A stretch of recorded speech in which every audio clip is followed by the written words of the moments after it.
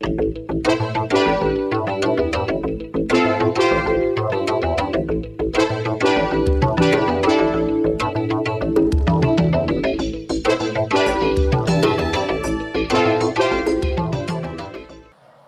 título, A Comunicação Científica na Era dos Pré-Prints. Nossa palestrante é bacharel em Química do Instituto de Química da Universidade de São Paulo, concluiu em 1979, e tem doutorado em Bioquímica pelo Departamento de Bioquímica do Instituto de Química da USP, em 1984, concluído.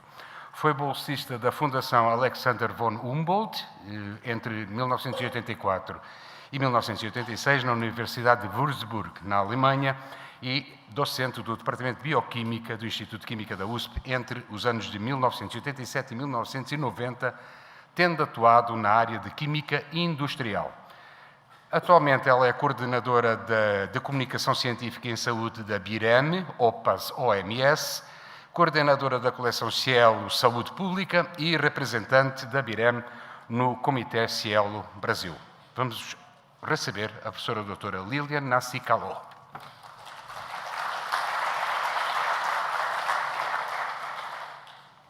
É um prazer estar aqui, agradeço o convite do professor Altencir, e é uma honra estar aqui com estrelas de primeira grandeza, e eu vou conversar um pouquinho com vocês, então, sobre a comunicação científica na era dos pré-prints. Muita coisa mudou na comunicação científica, e eu vou falar um pouquinho para vocês da minha visão sobre como essa mudança vem se processando. Então, desde que Newton escreveu Principia, passando, então, pela primeira revista científica, que é a Philosophical Transactions, da Royal Society, criada em 1665, até as publicações científicas dos dias atuais, muita coisa mudou. Mas, basicamente, elas servem aos dois princípios a que elas se propõem. Primeiro, ambas são validadas pelos pares. E elas têm uma data de publicação, o que atesta, então, a autoria e a paternidade do autor pela descoberta relatada no artigo. Hoje, como tendências em comunicação científica, eu queria abordar 3 tópicos com vocês. O primeiro deles é avaliação por pares aberta. O segundo tema são as formas alternativas de publicação. E o terceiro tema são os pseudo-journals, ou as revistas predatórias, como alguns gostam de chamar. Bom, as críticas atuais ao modelo de avaliação por pares são inúmeras. Uma delas é que o sistema é pouco fidedigno e inconsistente, ou seja, que muitas vezes o sistema de avaliação por pares é excelente quando ele ocorre da maneira como ele supostamente deveria ocorrer. Ou seja, bons pareceristas que se dedicam com corpo e alma ao artigo que eles estão revisando, eles fazem críticas construtivas e sugerem formas de aprimorar o artigo, em prol sempre de uma boa redação, de que o artigo seja publicado da melhor forma possível, e eles fazem tudo isso no tempo preconizado pelos editores. Então, esse é o mundo ideal.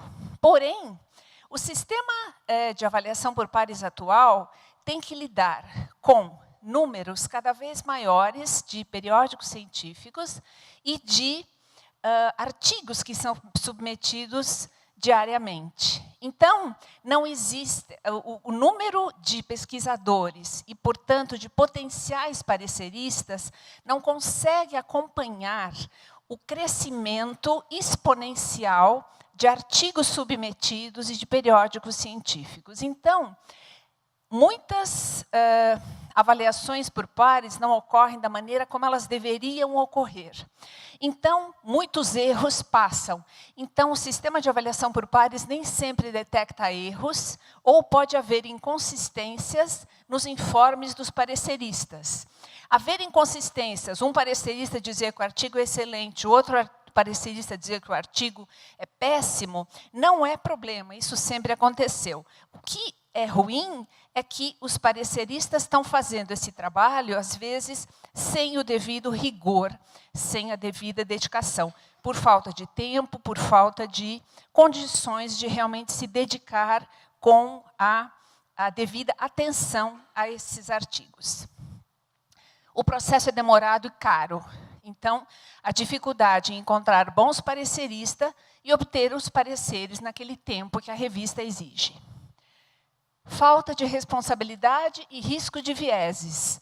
O anonimato, muitas vezes, no sistema de simples cego e duplo cego, permite vieses sociais e de publicação. Então, nós, autores do Brasil, da América Latina, sabemos que muitas vezes, ao enviar um artigo a uma revista internacional, nós sofremos preconceito, trabalhos latinos, brasileiros e latino-americanos não escrevem bem em inglês, nos devolvem com certas críticas, de forma, às vezes, até bastante ásperas.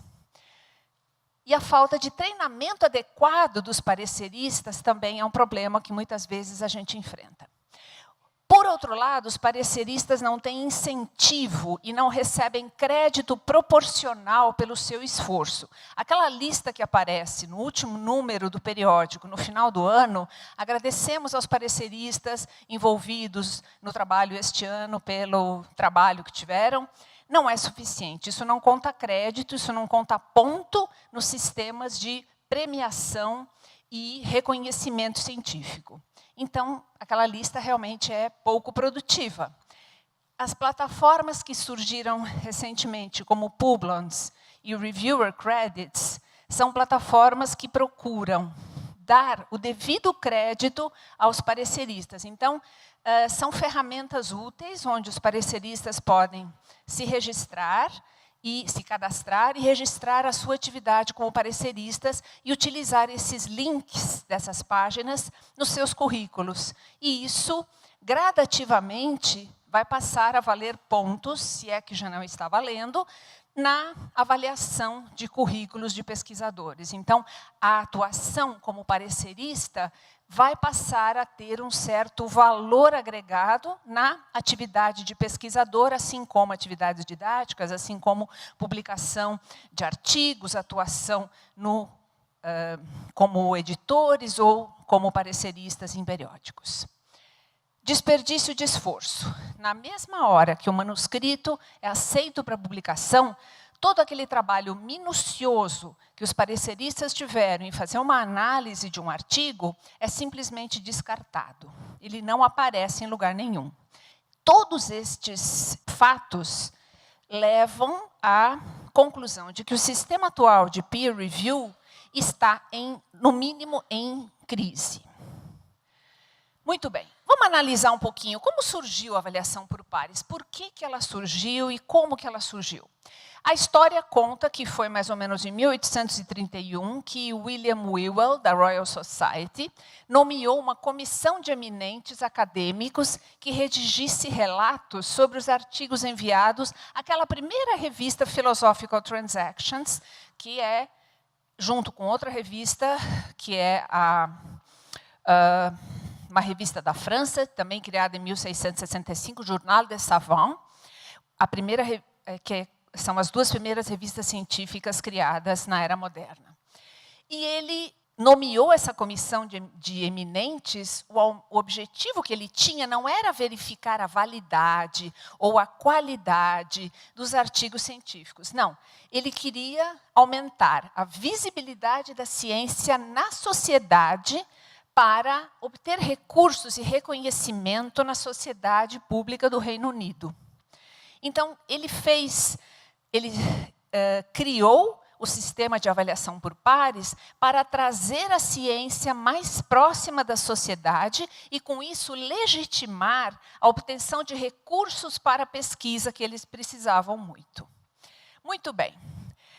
Isso causou uma revolta entre os pesquisadores que escreveram coisas do tipo: cheios de inveja, ódio, malícia e falta de caridade, escondidos em alguma câmara secreta, este judiciário científico se utiliza da proteção do anonimato para promover seus interesses pessoais. talvez através de atos de pirataria indetectáveis, em detrimento de autores indefesos. Então, quem já não se sentiu, né, dessa forma ao receber o relato de um parecerista um tanto, né, num dia ruim, a gente se sente exatamente assim, né? Então, foi assim que os autores do Reino Unido se sentiram quando descobriram das intenções do William Whewell, dizendo, o que é isso? Agora a gente manda os nossos trabalhos e uma comissão de notáveis anônima vai julgar nossos trabalhos, né? Por quê? Então, foi assim que surgiu a avaliação por pares. Muito bem. Isso tem um artigo publicado na Nature que conta mais ou menos a historinha, a referência está lá embaixo. Muito bem. Revistas como Nature Communications, Peer-J, BMJ e F1000 Research oferecem atualmente aos autores a opção da avaliação por pares aberta, ou seja, os pareceres são publicados logo após o artigo, tá? E, com o consentimento dos pareceristas, também se publica o seu nome e a sua afiliação institucional. Por que isso? Para exatamente tornar mais transparente a avaliação. Então, na hora que você publica o parecer, os pareceristas vão ser um tanto mais cuidadosos ao fazer críticas gratuitas. Na hora que você publica o seu nome e a sua afiliação, eles vão tomar um pouco mais de cuidado de como fazer a avaliação. 60% dos autores da Nature Communication autorizaram a publicação dos pareceres. 50% dos autores entrevistados na Comissão Europeia foram favoráveis à avaliação por pares aberta. A abertura, então, vai conferir maior transparência e confiabilidade, além de responsabilidade pública, principalmente quando a pesquisa é financiada com recursos públicos. Existem várias formas de avaliação por pares aberta. A abertura pode se dar de acordo com vários critérios. Primeiro, eu posso ter identidades abertas, tá? Então, lembra no sistema clássico que a gente conhece, simples cego e duplo cego? O simples cego, parecerista, não sabe quem é o autor. No duplo cego, autor e parecerista não conhecem as identidades um do outro. Na identidade aberta, autores e pareceristas conhecem as identidades uns dos outros. Essa é uma forma de avaliação por pares aberta. A outra forma são os informes abertos, tá? Então, os pareceres são publicados juntamente com o artigo relevante. Então, essa é uma forma também de estimular o trabalho dos pareceristas, dizendo, o seu trabalho minucioso que você teve revisando o artigo não vai ser descartado na hora que o artigo é aceito. Ele vai ser publicado em seguida do texto. Isso mostra uma faceta de expertise do parecerista. Mostra a capacidade que ele tem de avaliar criticamente um artigo de terceiro. Então, é um skill que ele demonstra e isso também o qualifica profissionalmente em algum aspecto. Bom para todo mundo. A outra forma é a interação aberta, chamada Collaborative Peer Review. É permitida e fomentada uma discussão aberta entre autor e pareceristas ou entre pareceristas. Então, na hora que o parecerista faz um comentário, o autor, na mesma hora, através de uma plataforma online, por exemplo, tem como responder diretamente. E não fica mais aquela coisa formal de o autor recebe aquela lista de críticas e ele tem que responder um por um. Cria-se uma espécie de bate-papo mais informal, onde o autor responde às críticas do parecerista na hora que ele está escrevendo. Ou, se um parecerista discorda da avaliação do outro, eles também têm uma plataforma onde eles podem discutir abertamente por que um está discordando do outro. Outra forma de avaliação por pares aberta é abrir o manuscrito previamente à revisão. Então, isso é uma forma de avaliação por pares que existe, por exemplo, nos pré-prints. A gente vai falar de pré-prints com mais detalhe daqui a pouco. Mas, por exemplo, através de servidores de pré-prints, ou então, como as revistas F1000, os manuscritos são publicados apenas com uma validação mais geral do editor-chefe, e a avaliação por pares é feita depois da publicação. É por isso que chama-se pré-print. Você coloca o artigo num repositório e o editor desse repositório faz uma avaliação primária para ver se não tem algum absurdo, e a avaliação por pares vai ocorrer depois da publicação. Aí você diz, bom, eu posso colocar qualquer coisa que eu quiser? Pode, mas aí se você colocar qualquer bobagem, o teu nome científico está perdido. Se você é um pesquisador de carreira, você coloca num pré-print uma bobagem muito grande num artigo, você está respondendo por aquela publicação com o teu nome, com a tua afiliação, com a tua carreira. Então, você vai pensar 2 vezes antes de colocar qualquer coisa só porque não tem uma avaliação por pares pré-publicação. Abrir a versão final aos comentários. Então, aqui se trata de revisar ou comentar sobre a versão final das publicações. Então, aqui também, só que não se trata de repositório de pré-print, se trata de um periódico formal. Tá? Então, é o caso, por exemplo, do PeerJ, é o caso de algumas revistas do Biomed Central, onde o autor, o editor, também faz uma pré-avaliação, o artigo é publicado, eu vou mostrar um exemplo, e aí a avaliação por pares ocorre através, por exemplo, de 2 pareceristas designados pelo periódico. Tá? Eles fazem avaliação por pares, respondem a perguntas pré-determinadas, essas respostas são publicadas. Além disso, a comunidade científica se cadastra, escreve lá, eu quero fazer um comentário. Você coloca o seu e-mail, a sua instituição, que não aparecem, só aparece, acho que o seu nome e a sua instituição, se você quiser, e você pode fazer um comentário, como se você fosse um parecerista, a respeito daquele artigo. E isso também fica registrado e publicado logo abaixo do artigo. Além disso, tem a avaliação por pares formal, feita pelos pareceristas nomeados pelo periódico. As plataformas abertas também são uma outra forma de avaliação por pares. Você escreveu um artigo e você não está muito certo se aquele artigo está pronto para ser publicado. Você contrata um serviço de avaliação por pares privado. Existem plataformas como esse Rubrik ou Peerage of Science. Você paga por esse serviço e você faz uma pré-peer review. Aí você faz o seguinte, você submete o artigo para publicação e anexa estes pareceres. Olha, eu escrevi o artigo, eu já fiz uma pré-peer review e está aqui os pareceres. Ou você utiliza as indicações desses pareceristas que você contratou e faz as modificações no manuscrito antes de mandar para a publicação, ou você simplesmente, se eles acharem que está bom, você manda tudo junto para a revista, artigo e pré-parecer. Você já está poupando, de certa forma, ao editor da revista uma avaliação por pares mais minuciosa. Ele pode mandar para mais um parecerista para conferir se aquilo está ok, porque, afinal de contas, o autor foi que contratou o parecerista. Então, ele tem que tirar limpo com alguém que ele mesmo indicou. Mas é meio caminho andado. E a reutilização de pareceres. Isso também tem sido bastante comum, está sendo feito, inclusive, em revistas do Cielo, por exemplo. Então, imagina assim, eu mando para uma revista de saúde pública do Cielo. Essa revista de saúde pública avalia o artigo e diz, não, esse artigo ele não tem um alcance tão, digamos, internacional ou nacional, ele tem um alcance muito regional. Eu aconselho essa revista aqui, que ela é mais regional. Tá?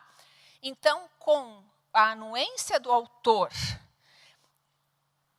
o editor pode mandar o teu manuscrito para outra revista do mesmo grupo editorial, ou, no caso, no mesmo publisher, que é o Cielo, junto com os pareceres. Então, o teu artigo já chega na outra revista com 2 pareceres, já meio caminho andado também, para agora. A outra revista se reserva ao direito dela fazer o processo de avaliação dela e pode ser recusado. Mas é uma transferência de manuscrito, que se chama. Só que aí ele já vai com uma pré-avaliação por pares junto, que pode ajudar também o editor da próxima revista a ter uma pré-avaliação. Porque, no final das contas, imaginem que a comunidade de pareceristas de saúde pública do Brasil não é tão grande assim. Então, se um parecerista de saúde pública, que foi contatado pelo Cielo, fez uma avaliação de uma revista, ou da próxima revista, o pool de pareceristas não é tão diferente assim. Então, são avaliações válidas, que vêm com nome, etc. e tal. Então, essas são opções que estão surgindo e estão sendo utilizadas cada vez mais para tentar fazer frente à crise da avaliação por pares. Se vocês pegam, eu costumo dar cursos de comunicação científica, e eu costumo pegar como exercício para os alunos trechos da introdução, legendas de figuras, trechos do próprio artigo, tabelas, e, lógico, sem identificar autor, periódico, nada, e colo num arquivo e peço para os alunos, comente se você achou que está bom, que está ruim, por quê? Se vocês veem a quantidade de coisas sem qualidade que estão publicadas em revistas indexadas, em boas bases de dados, com corpo editoriais sólidos, os absurdos que tem, por quê? Porque passou por uma avaliação por pares falha. Então, recebeu um selo avaliado pelos pares que não se justifica. Então, os alunos perguntam, mas que absurdo, como que pode uma tabela desse jeito, ou uma legenda de figura escrita assim, ter passado por uma avaliação por pares? Passou. E todos nós, se pegarmos qualquer revista online, vocês vão achar um monte de erros. Então, esse selo avaliado pelos pares, que não se justifica, é muito pior do que você publicar sem avaliação por pares no repositório de pré-print, que está sujeito ao escrutínio, não de 2 pareceristas, de meio mundo.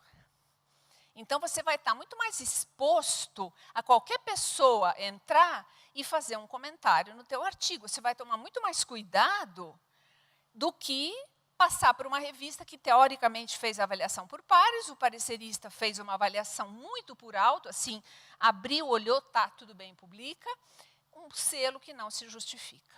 Aqui eu queria mostrar, então, os exemplos. A avaliação por pares aberta dessa revista FE1000, ali você tem 3 artigos. O primeiro tem duas setinhas verdes, quer dizer que ele foi aprovado pelos 2 pareceristas. O de baixo foi reprovado pelos 2 pareceristas. Esse daqui de baixo está escrito, naquele círculo vermelho, está escrito esperando por peer review. Então, ele está publicado no site, as pessoas podem ler, podem fazer comentários, e ali está um exemplo da página, onde você consegue ler a avaliação dos pareceristas. Uma única coisa que eu não consegui descobrir foi o que acontece com o artigo que foi, digamos, reprovado. Eu não sei, eu não consegui entender ainda, eu até conversei com a Bel do Cielo, perguntando, o que acontece? O autor que teve o artigo, digamos, reprovado por 2 pareceristas, ele não pode publicar em outro lugar, porque seria uma publicação duplicada. Eu não sei se ele pode retirar o artigo daí e publicar, submeter em outro lugar. A gente não conseguiu descobrir ainda o que acontece com o artigo que está lá com aquele xizinho, ou seja, foi reprovado. Ou se ele fica lá, ou se depois de um tempo ele sai. Eu estou devendo essa resposta para vocês, eu não consegui descobrir o que acontece com esse artigo que está com um xizinho ali. Pré-print. O que são pré-prints? Os pré-prints são, como eu falei, repositórios, são sites onde os autores colocam versões preliminares dos artigos que eles têm um dia a intenção de publicar numa revista. Como surgiu os pré-prints? Os pré-prints, o primeiro repositório de pré-print que surgiu foi na área da física. Ele chama-se Archive, se escreve archive. Tá? todo autor na área de física conhece o archive, porque virou um procedimento padrão. Um autor na área da física tem um resultado, ele posta no archive, ele espera receber comentários da comunidade referente ao seu artigo. Mais ou menos funciona que nem no Google Docs, onde você vai fazendo modificações do texto e as versões anteriores são armazenadas. Então, ele vai modificando o texto, de acordo com os comentários dos colegas que ele recebe, e, no final, depois de X tempo, ele sente que o artigo está maduro e ele submete para uma revista formal.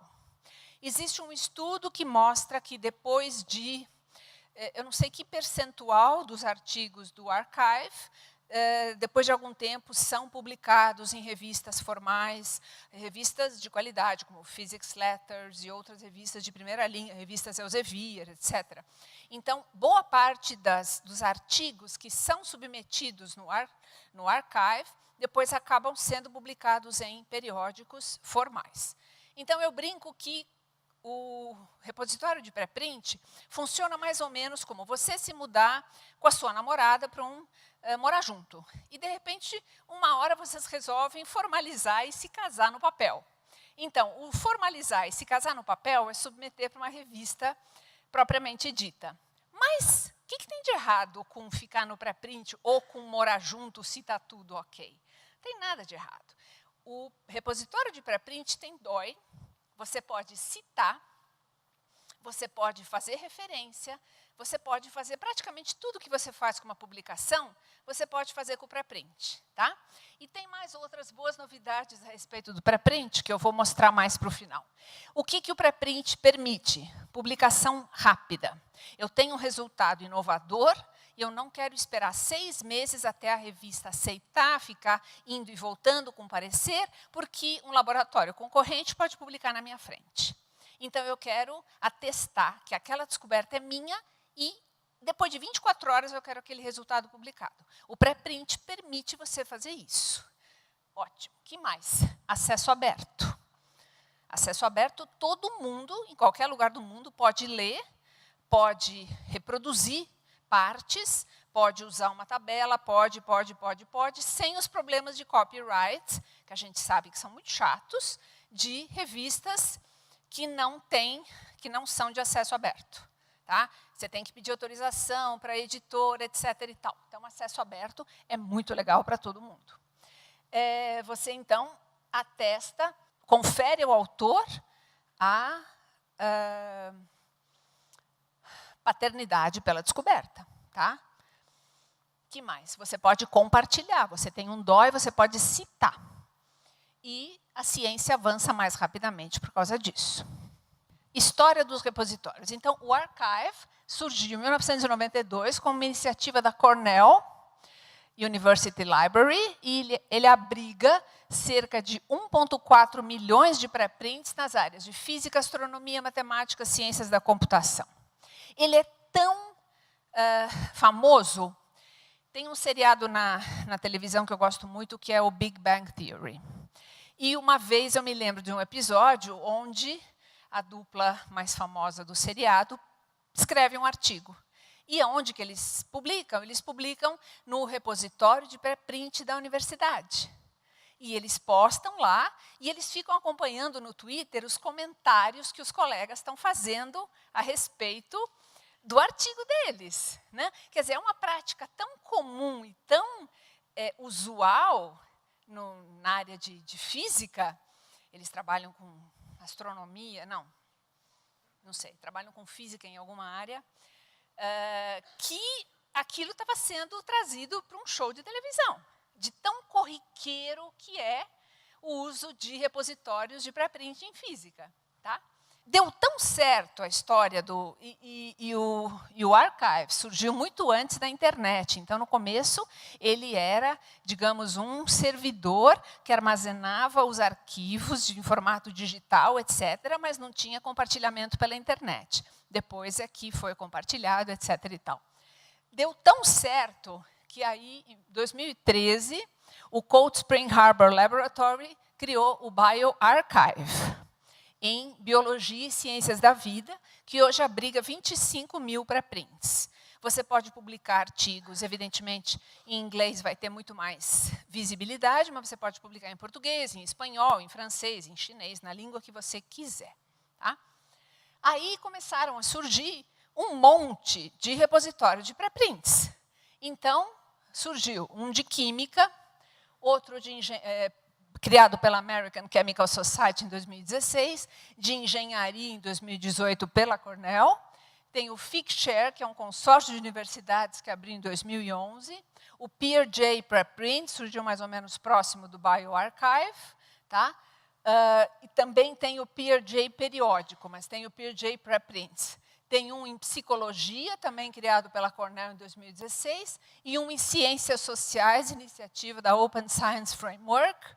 Artes e Humanidades, Direito, Educação, Ciência do Comportamento, Ciências Sociais. Então, os repositórios de pré-print estão sendo criados, está dando certo. Então, se as iniciativas estão sendo criadas em várias áreas do conhecimento, é porque os pesquisadores estão criando confiança em depositar lá os seus artigos. O Cielo lança um repositório de pré-print agora, em 2018, junto com o aniversário de 20 anos do Cielo. Ele vai ser multidisciplinar. E ele vai servir para depositar artigos que se destinam a ser submetidos em periódico Cielo ou fora do Cielo. A favor e contra os pré-prints. Bom, ele é rápido, de acesso aberto, ele é transparente e ele faz rapidamente, atribuição de autoria. Ele é indexado pelo Google Scholar e pelo Open Science Framework. Ótimo, então era tudo que a gente queria ser recuperado pelo Google Scholar. Os artigos em repositórios têm DOI e podem ser citados.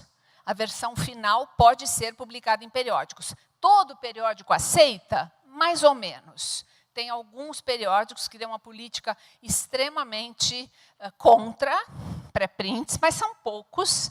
E tem uma lista, que nem o JAMA, que é o Journal of the American Medical Association, New England Journal of Medicine.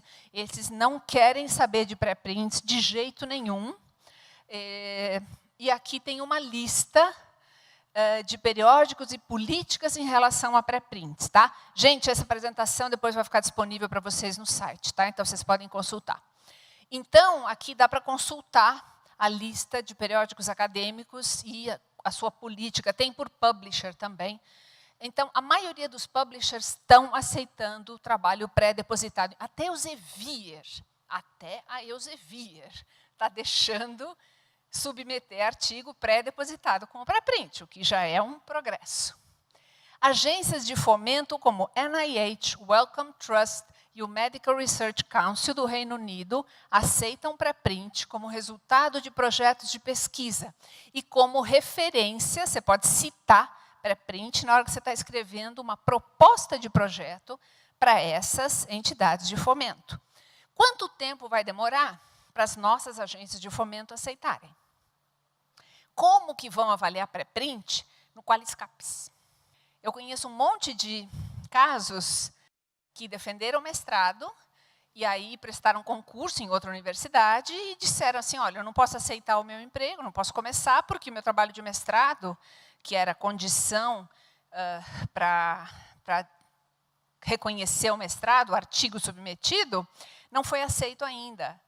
Então, o cara está com a vida pendurada, que uma revista não deu resposta, para seguir a vida adiante, sendo que ele cumpriu todas as recomendações formais, X, Y, Z, porque a revista não deu retorno, porque o trabalho deu resultado negativo, porque o resultado está difícil de publicar.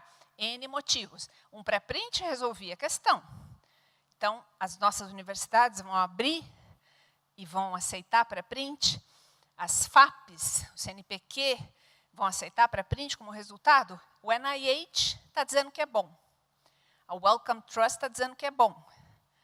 E para nós, será que vai ser bom? Quanto tempo vai demorar?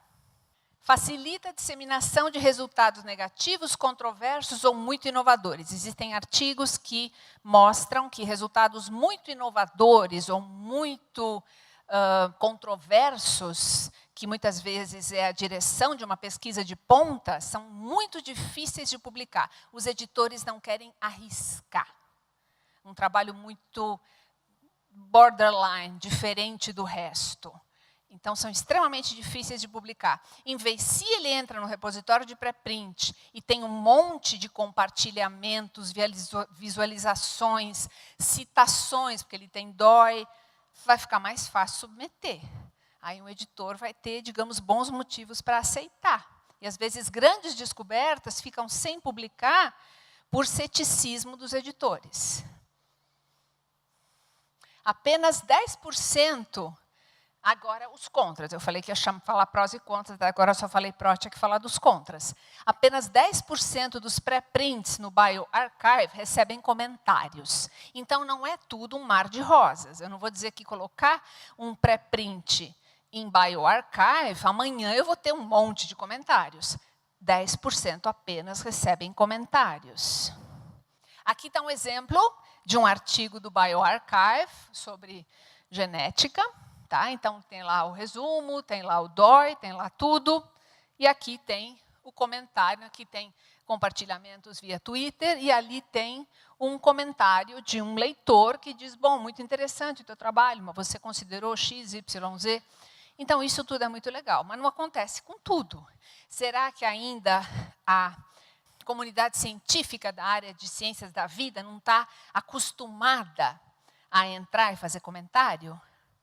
Pode ser, né? Que não esteja ainda direcionada, que nem está o pessoal da física. O pessoal da física está lidando com pré-print desde 92. Aqui, desde 2013 só. Então, precisa ser criada essa cultura de entrar e comentar pré-print. Vamos esperar, vamos ver o que acontece. Ok. O terceiro tópico que eu ia falar para vocês é a publicação predatória. Alguém já ouviu falar em periódico predatório? Publicação predatória, então, é uma forma exploratória e fraudulenta de negócio envolvendo periódicos chamados pseudo-journals e publishers pretensamente de acesso aberto, que consiste em cobrar taxas de publicação para publicar em periódicos, né? Sem prover os serviços editoriais que eles dizem estar associados. Como? Eles dizem que tem avaliação por pares. Não, não tem. Fora isso, eles entregam o que eles estão vendendo. Então, eles estão prometendo publicação rápida. Eles publicam rápido, não tem peer review. Eles prometem publicar a sua revista num site bastante atraente, com navegabilidade, com uma capa bonitinha. Eles entregam. Então, é uma forma fraudulenta que meio que não tem para quem denunciar, não tem para quem reclamar. Então, o termo deceptive journals ou deceptive publishing é uma forma mais atual de chamar periódico predatório. Então, mais ou menos, o termo deceptive, que é enganador, né, tem mais ou menos a conotação do lobo em pele de cordeiro. Tá? Então, no começo, os periódicos predatórios, eles eram muito grotescos, né? Até uma criança conseguia identificar e falava, está muito feio isso, não dá. Depois, eles foram se tornando mais sofisticados. Então, eles surgiram em 2008, mais ou menos, quando suspeitas surgem sobre a honestidade possível, golpes aplicados por novos publishers, consideradas as ovelhas negras entre os publishers de acesso aberto. Tá? Aí, os publishers de acesso aberto criam a Open Access Society for Publishers Association, tá? Para legitimar os publishers de acesso aberto de boa qualidade. Muito bem. Em 2009, essa entidade, Scientific Research Publishing, é acusada de duplicar publicações, aceitar publicar artigos fictícios e nonsense. E ela se recusava a retirar os periódicos submetidos de forma que eles pudessem ser submetidos em periódicos honestos. Muito bem. Em 2013, eu não sei quem de vocês se lembra, um tal de John Bohannon publicou um artigo na Science, onde ele fez um experimento. Esse experimento do Bohannon foi um negócio muito engraçado. Ele publicou esse artigo chamado Who's Afraid of Peer Review? Então, ele quis denegrir o acesso aberto, ele criou por computador um software, 304 artigos, se não me engano, juntando algumas palavras, nomes fictícios de autores, e era basicamente assim: um fungo produz uma substância que, colocada em contato com células transformadas em cultura, inibe o crescimento dessas células. Portanto, essa substância pode ser usada potencialmente como um agente anticâncer.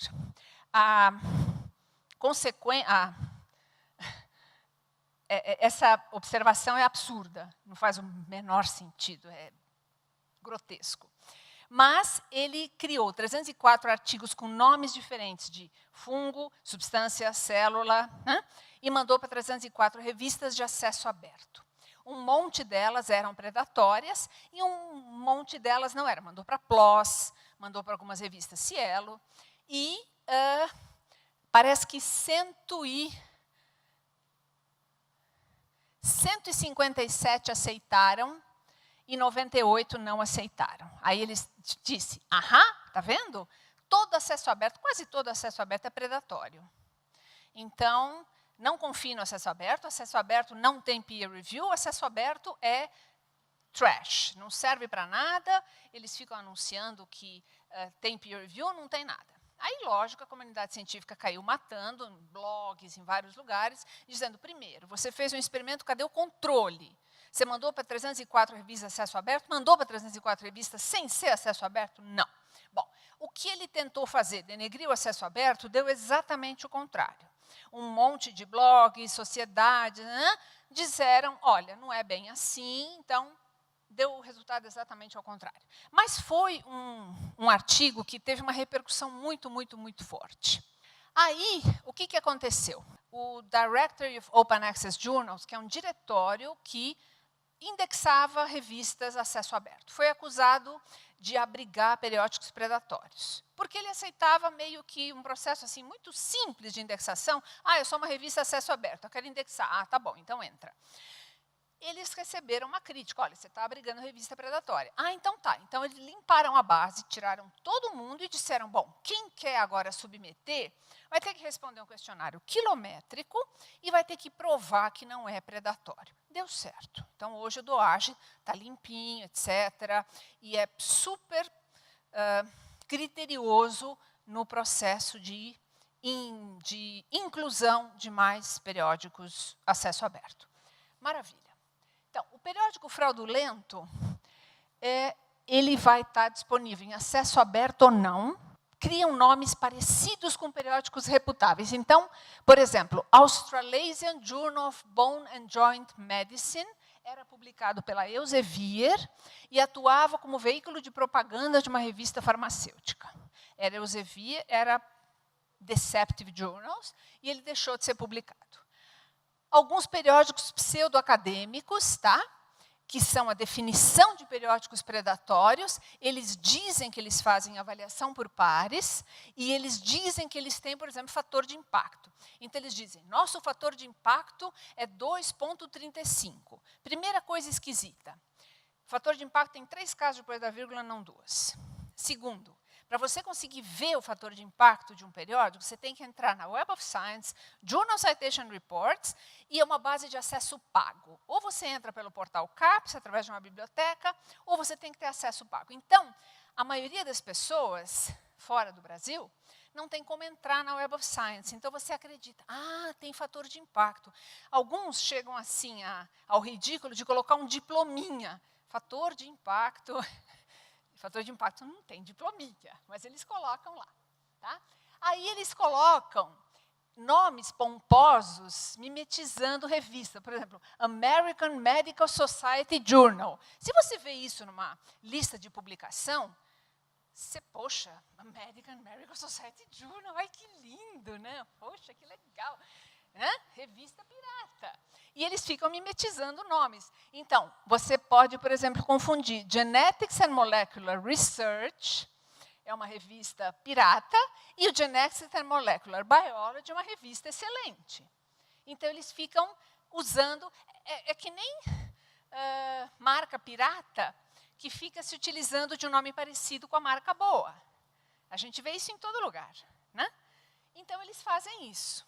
E, no começo, como eles eram muito grosseiros, agora eles estão cada vez mais sofisticados. Por exemplo, característica dos periódicos. Eles prometem publicação rápida, 15, 20 dias da submissão. Isso eles cumprem, porque não tem peer review, embora eles garantam o contrário. São aceitos artigos fabricados, fictícios, nonsense. O que você mandar para lá, entrou, pagou. Quer dizer, pagou, saiu publicado. Eles sempre cobram uma taxa de publicação. Por outro lado, nem toda revista que cobra taxa de publicação é predatória. Está cheio de revista boa que cobra a taxa de publicação, que tem que sobreviver de algum jeito. Então, cuidado com essa correlação. Eles cobram taxa de publicação que pode variar de simples $90 até $1.000 ou 900 libras, enfim, vai demorar. O editor-chefe e o corpo editorial são fictícios e quase sempre não é possível encontrar a produção científica deles em Google Scholar. Então, você clica no nome do editor-chefe, você vai no Google Scholar, nada, zero, esse cara não existe. Então, visivelmente, ele não é um editor. Tá? Os ISSN, às vezes, são falsos. Não estão indexados em bases como o DOAJ.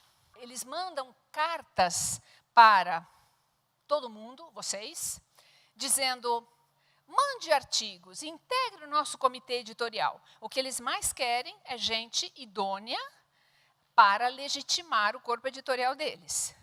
Tá? E eles mandam assim, mandam para mim, editorial X de uma revista, pedindo para eu publicar em áreas que não tem nada a ver.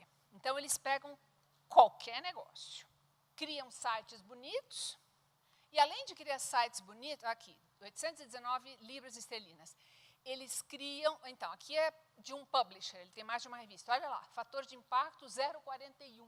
Para criar credibilidade, eles inventam, então, olha aqui, indexado no Directory of Research Journals. O que acontece? Eles criam uma base de dados fictícia.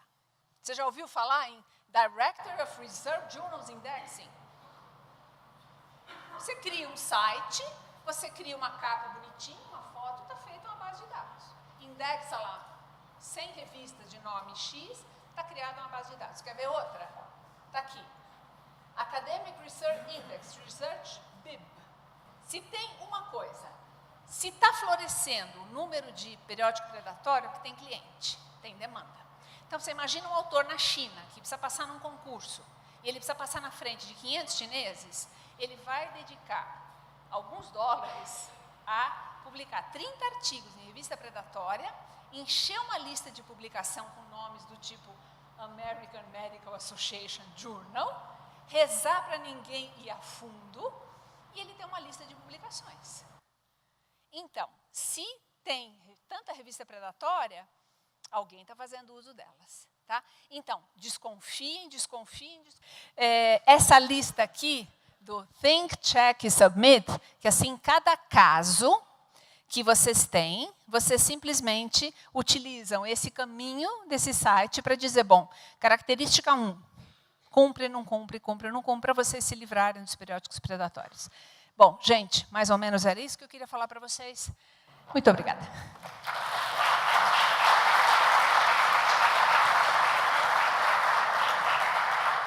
Obrigada, Lilian, pela apresentação. Gente, está aberto para 2 perguntas. Por favor, quem tiver interesse, levante a mão. Eu queria saber como ficam os índices de citação para os pré-prints, né?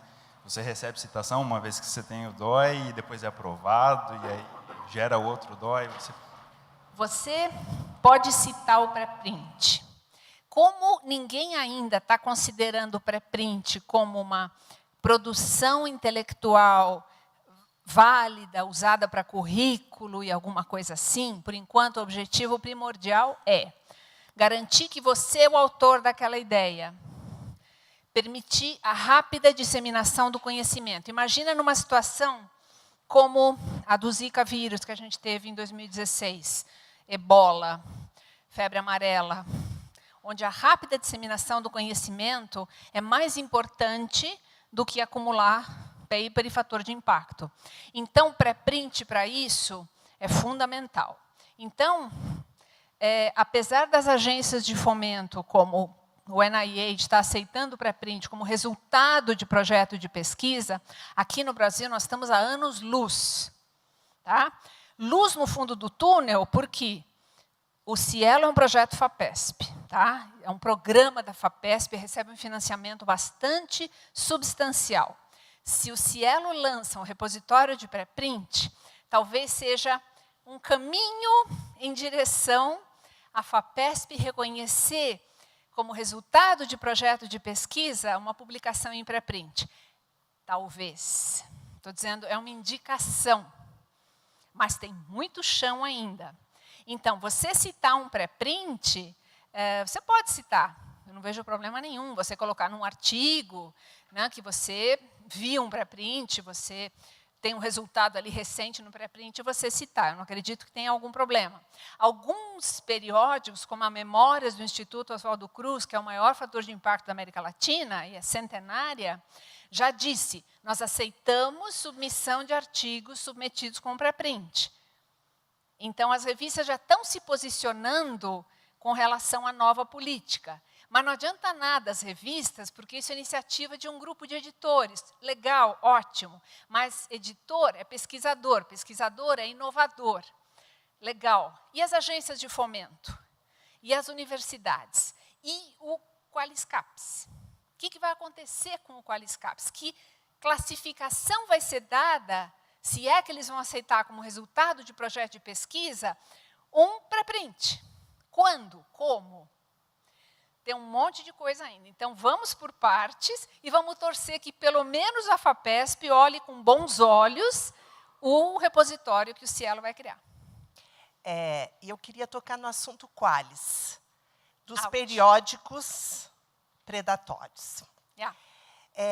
Há um artigo muito interessante da professora Rita Barradas, até na revista de pós-graduação, que ela deixa ali muito claro como é que se dá a classificação Qualis. Né?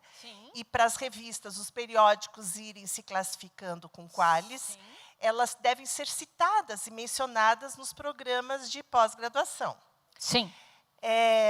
Recentemente, a gente identificou que provavelmente seja uma das revistas, eu a quero depois passar pelo crivo ali, né, do endereço dos sites que pode indicar. Essas revistas, elas estão, quando a gente olha, bem dentro dos critérios de revista predatória. No entanto, pela CAPES, tem Qualis A1. É possível isso? Porque elas estão sendo muito citadas pelos programas de pós-graduação, justamente pela facilidade de publicação. Há uma necessidade de publicação, então eu quero conferir, antes de confirmar, né, conferir se existe essa possibilidade. O sistema Qualiscaps, ele é baseado no intervalo do fator de impacto, certo? Da medicina, da saúde pública, você utiliza intervalos de fator de impacto. Fator de impacto de tanto a tanto é A1, de tanto a tanto é A2. Para você ser qualificado pelo fator de impacto, você tem que estar indexado na base de dados, Web of Science, tá? Você tem que estar... E geralmente você tem outras bases ali, na Scopus, conta tantos pontos, no Cielo, conta tantos pontos, na Lilacs, conta tantos pontos. Então, eu acho difícil, se não quase impossível, uma revista predatória, ela pode passar pelo crivo dos autores, mas não passa de uma base de dados. Uma base de dados renomada, como Web of Science, Scopus, Medline, Cielo, Lilacs, não indexam uma revista predatória, porque o crivo que eles fazem passar é bastante rigoroso. Então, eu estou achando difícil, porque não basta só acumular citações. Os critérios Qualiscaps utilizam índices de impacto, ou Simago Journal Rank, ou fator de impacto, ou aquele SNP, que é o Site Normalized Impact per Paper, ou algum índice de impacto de uma base de dados renomada. Quase todos os Qualiscaps fazem isso. Então, eu acho difícil uma revista predatória passar pelo crivo de uma base de dados para indexar. Acho quase impossível. Mas me manda as revistas que você suspeita e a gente checa. A minha dúvida é, mais eu vou precisar dar uma olhada nesses pré-prints para ver como é a operação deles, né? Mas eu consigo usar eles como uma base de dados também, porque se lá tem resultados de pesquisa, resultados recentes, e se esse objetivo é garantir a autoria, também teriam resultados que podem ser o estado da arte. Sim, Né? você consegue fazer busca, não por descritor, uma busca tipo PubMed, que você consegue juntar um descritor e fazer uma busca mais cirúrgica. Mas se você botar lá Zika vírus, sei lá, qualquer outro termo, você recupera os artigos, sim. Você pode usar como uma base de dados. Agora, não se esqueça, não passou por avaliação por pares. Então, ali, o crivo vai ter que ser teu. Você vai ter que ver se a metodologia está adequada, se os resultados estão bem reportados. Você vai ter que ser o parecerista. E você vai ter que olhar assim, com um olho desse tamanho para dizer está decente, isso não está. Aí o cuidado é redobrado. Eu só queria fazer um comentário a respeito da pergunta da Tânia. Está aí a Tânia ainda? A questão do Qualis. Dá licença, posso levantar aqui só para ficar Por mais favor. fácil? Tá. Não quero, a palestra é sua. Só um comentário sobre o Qualis Capes. Eu participo, na área de materiais, inclusive, do comitê que coordena o Qualis da área de materiais. Então, a gente se reúne lá toda vez que tem uma nova avaliação para classificar as revistas de acordo com... Cada área tem tem os seus critérios para elencar revistas. A tendência é que se use cada vez mais o fator do impacto do JCR como o principal critério, mas não é o único, e cada área é livre para escolher.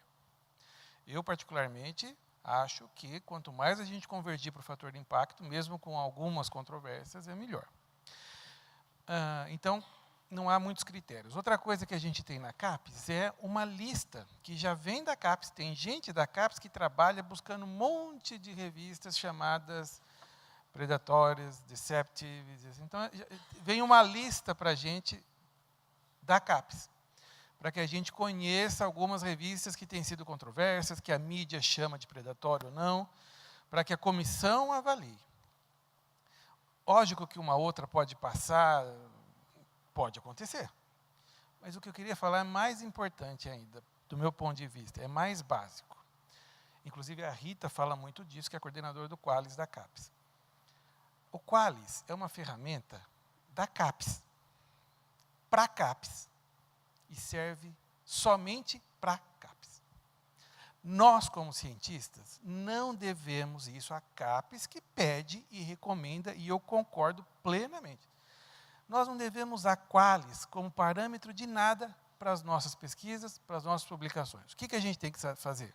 Fazer a melhor pesquisa que a gente pode, isso é uma opinião minha, se alguém discordar, pode, por favor, sinta, e publicar nas melhores revistas da nossa área. O Qualis Capes, ele vai atrás dos pesquisadores, e não o oposto está errado. Os pesquisadores não podem ser guiados pelo Qualis Capes.